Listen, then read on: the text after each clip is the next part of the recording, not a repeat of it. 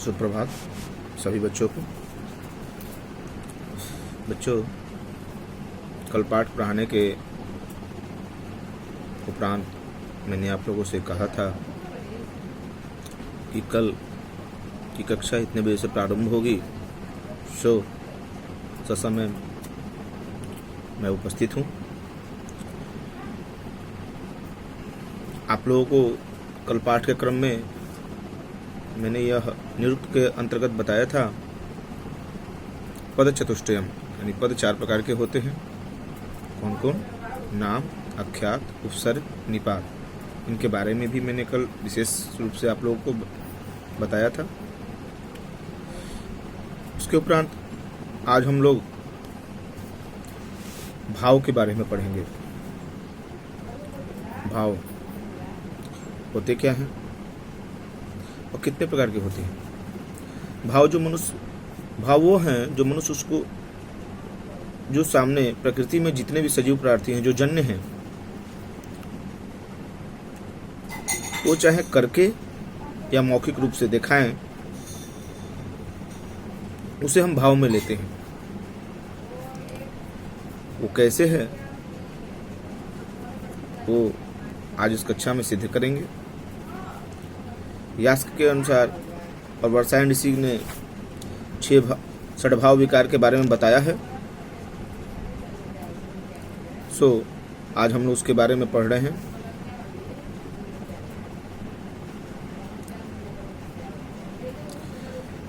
सबसे पहले भाव विकार निरूपण कर लिया जाए। षड्भाव विकारः भवन्तीति वर्षायने। 6 प्रकार के भाव होते हैं बच्चों। वर्षायन ऋषि ने का यह सिद्धांत है कि 6 प्रकार के भाव होते हैं। कौन कौन? पहला जायते, अर्थात उत्पन्न होता है। कोई भी जन्य, प्रकृति में जितने भी जन्य पदार्थ हैं, प्राणी हो, जायते माने उत्पन्न होता है, वो कहीं ना कहीं से उत्पन्न होता है। अस्ति दूसरा, अर्थात है, यानी प्रत्यक्ष सामने नजर आ रहा है, उसको हम लोग अस्ति में ग्रहण करते हैं। तीसरा जो है विपरिणमते, अर्थात जो उत्पन्न आदमी या अर्थात कोई भी जन्य वस्तु जो भी हैं, जब उत्पन्न हो जाती हैं, है के बाद की जो क्रिया है, अर्थात जो उसके शरीर में मूवमेंट होती हैं, आंग्ल भाषा में मूवमेंट कहा जाता है, या क्रियाकलाप जो हम लोग कहते हैं अपनी भाषाओं में, जो पहली जो क्रियाकलाप उसके शरीर को देखते हैं, उसे हम लोग विपरिणमते कह सकते हैं। अर्थात हलचल होना, पहली जो शरीर में पहली बार हलचल होना, उसे हम लोग विपरिणमते कह सकते हैं।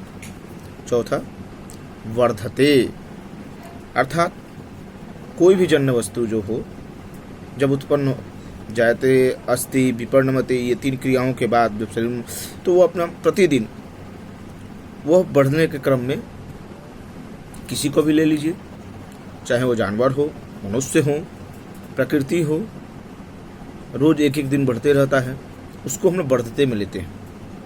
वो अपना शरीर जो है प्रतिदिन बढ़ने के क्रम में अग्रसर रहता है, उसे हम लोग बढ़ते कहते हैं। 5वां अपक्षीयते, अर्थात जब एक सीमा, प्रकृति में एक सीमा होती है किसी भी चीज की, जब एक सीमा तक वो बढ़ जाता है, उसके बाद वो घटते क्रम में, उसको आप उल्टा भी कह सकते हैं कि जब एक सीमा तक आदमी बढ़ जाता है, तो उसके बाद वो फिर वापस घटते क्रम में, यानी बढ़ते हुए घटते क्रम में, जिसको बुढ़ापा कहा जा सकता है, किसी भी चीज का अंत की तरफ जो बढ़ना हुआ, अंत ना कहकर उसकी तरफ जो बढ़ना हुआ, उसे हम लोग अपक्षीयते कह सकते हैं। और सबसे लास्ट जो है विनश्यति, अर्थात इस प्रकृति में जो भी जन्म लिया है, इस पृथ्वी मृत्यु लोक में जो भी जन्म लेता है, चाहे वो प्रकृति के मान में जो पेड़ पौधे हों, चाहे मनुष्य हों, चाहे जानवर हों, जो भी जन्य पदार्थ है, उसका कभी ना कभी अंत होता है। वो अपने प्राणों को त्याग करता है, उसे हम लोग विनश्यति में ग्रहण करते हैं। अब जानते हैं एक एक करके। जायते, कई लोग शंका बीच में लगाते हैं कि जायते जो है उसको अस्थि को, जब जायते हो गया तो अस्थि कह सकते हैं, यानी है, जायते है तो है, उत्पन्न होता है।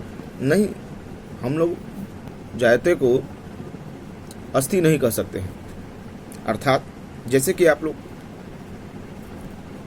किसी जानवर पे ही उदाहरण के तौर पे देख लीजिए, जब बच्चा 9 महीने का गर्भ धारण करके उत्पन्न होता है तो सबसे पहले जब माँ के गर्भ से उत्पन्न होता है तो उसके पैर और मुंह, जब अगला पैर और मुंह जब बाहर निकलते हैं, अभी पूर्ण उत्पन्न नहीं हुआ है, वो अर्धी है, आधा है, आधा अंदर ही है, माता के गर्भ में ही है। उस अवस्था को क्या कहेंगे? उस अवस्था को अस्थि कहेंगे? नहीं। इसीलिए जायते शब्द का निर्माण हुआ। उस अवस्था को अस्थि ना करके उसको जायते कहा सकता है, अर्थात है भी और नहीं भी, अभी पूर्ण रूप से वो उत्पन्न नहीं हुआ हो, उस अवस्था को हम लोग जायते कहते हैं। जैसे ही वह बच्चा अपनी माता के गर्भ से उत्पन्न होकर इस प्रकृति में उत्पन्न होता है, यानी सामने प्रत्यक्ष पूरे शरीर रूप में आता है, उसे हम लोग दूसरी क्रिया के रूप में ग्रहण करते हैं, अर्थात अस्ति, अर्थात है, यह अब उत्पन्न हो चुका है, उसको हम लोग अस्ति में ग्रहण करते हैं, इसको अस्ति कह सकते हैं। और जायते जब वो पूर्वमान ना है ही और ना ही हुआ हो, उस अवस्था को जायते कहा जाता है। दोनों में यही अंतर है। जब हम साफ स्पष्ट प्रत्यक्ष प्रमाण देखेंगे कि उसका सशरीर जो भी प्रकृति में बनाया गया है, जो नियम है कि हमारा जो मनुष्य के इतने पैर, इतने, चाहे जीव जंतु, चाहे प्रकृति, कोई भी चीज हो, उसका पूर्ण रूप हो, तब उत्पन्न सामने प्रत्यक्ष पूरा दिखाई दे रहा है, उसे हम अस्थि कहते हैं। पर यदि वो प्रत्यक्ष रूप से न दिखाई दे, जैसे कि व्याकरण शास्त्र में बताया गया, जैसे कि एक घट है, हम लोगों ने पढ़ा था पांडीय व्याकरण शास्त्र में कि घट, एक घड़ा ले लीजिए और घड़ा को सामने रख दीजिए,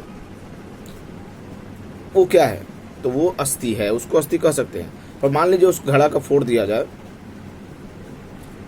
तो उसको क्या कहेंगे?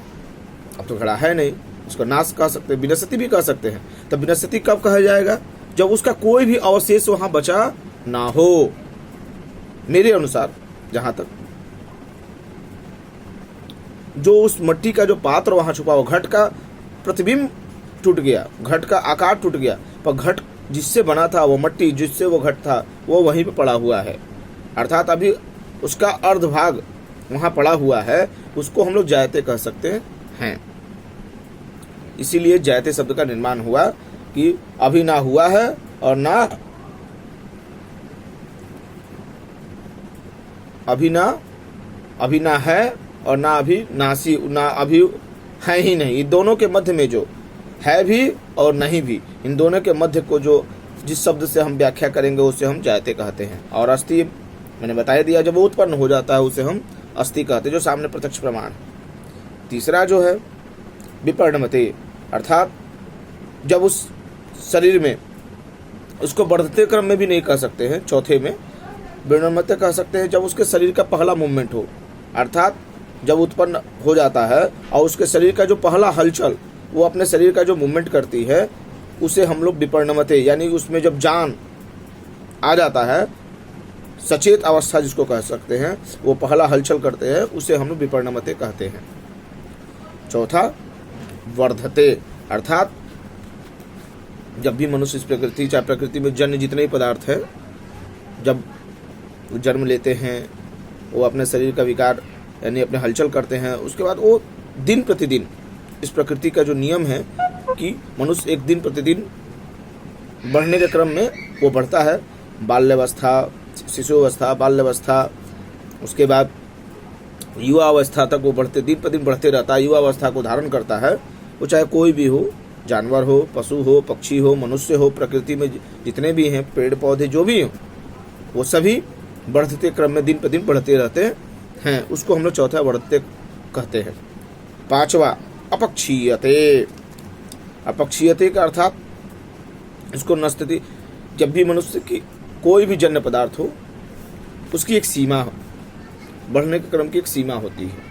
वो दिन ब दिन इतना नहीं बड़ा हो जाएगा कि वो सीधे आकाश को छू जाएगा, वायुमंडल को, उसकी एक सीमा होती है।